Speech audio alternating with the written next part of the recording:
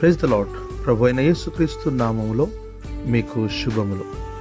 ఈ దిన వాగ్దానము, నేను మిమ్మల్ని గూర్చి ఉద్దేశించిన సంగతులు హానికరమైనవి కావు.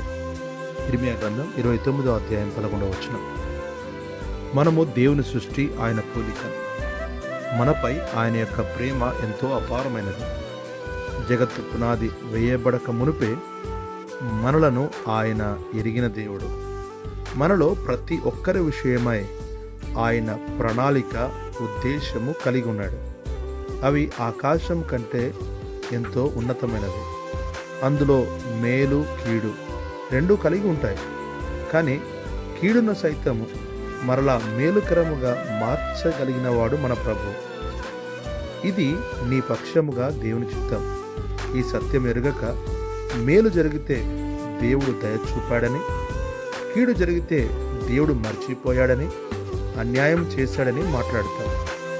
కానీ మన జీవితంలో ప్రతి క్షణం మనలను కాపాడు మన ప్రభువు తన బిడ్డలమైనటువంటి మనలను ఎందుకు నష్టపరుస్తాడు? కనుక వాక్యమునిచ్చిన పిల్లరా, నీ విషయమైన దేవుని ప్రణాళిక గొప్పది.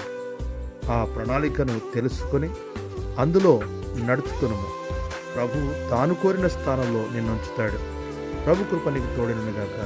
ఆమేన్.